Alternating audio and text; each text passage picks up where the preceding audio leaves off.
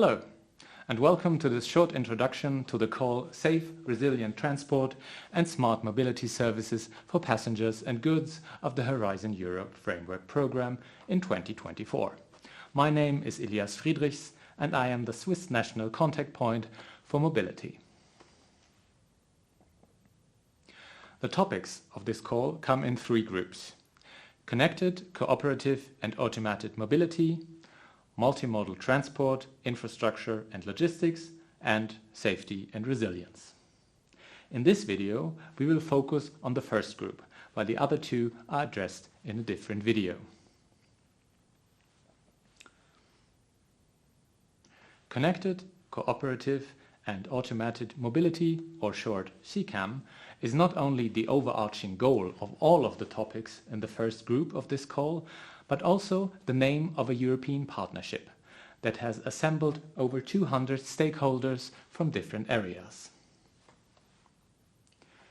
All projects are expected to contribute to or collaborate with this partnership.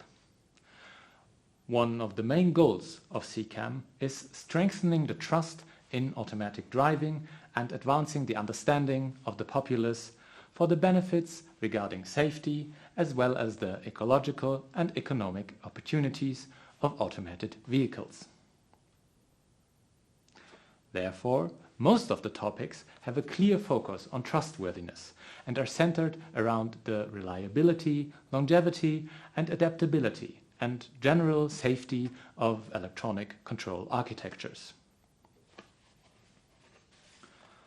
The first topic aims for a complete and centralized redesign of in-vehicle control architecture that includes everything from hardware and sensors to data processing and AI, and meets all the above-mentioned requirements of reliability, longevity and adaptability. The focus lies especially on the efficiency and security of data communication with other systems and on the reliability in situations of higher complexity like traffic, bad weather, or contact with vulnerable road users.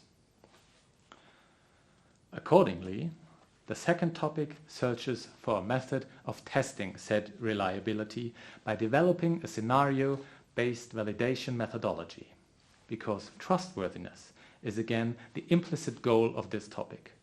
Validation procedures must include all eventualities, especially regarding contact with humans. Furthermore, the methodology has to evolve as well and be itself validated, because the special scope of this topic is to ensure that CCAM vehicles, or human-machine interfaces in general, are not only safe now or during the development and testing, but also in a future that is rapidly evolving. In line with its overarching goal and the desired long-term impact of connected and automated mobility, the third topic envisions the harmonization of diverging needs and improved cooperation and collaboration.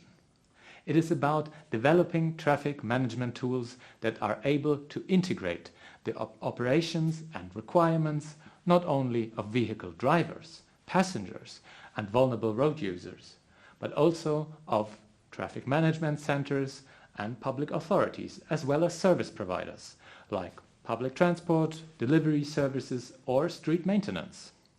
Therefore, it is about defining and demonstrating business and governance models for the orchestration of traffic management in real-time CCAM traffic conditions, allowing actors to address their needs on a win-win basis.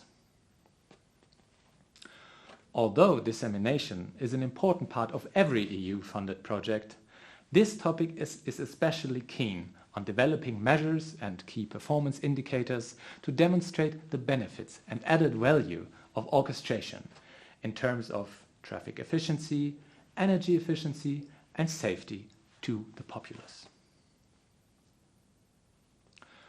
The fourth topic is centered around the artificial intelligence that will allow automated vehicles to make decisions based on an awareness of its surroundings. On one hand, it is about the system of perception and information intake that includes sensors as well as outside sources like other vehicles as a collective awareness.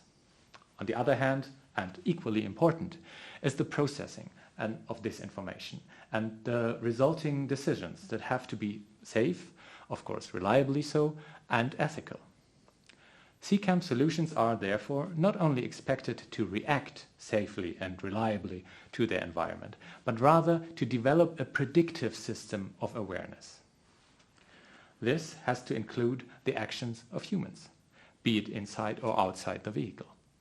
While the behavior of human road users has to be anticipated, the input and observations of the driver have to be integrated into the decision-making process as a form of hybrid intelligence.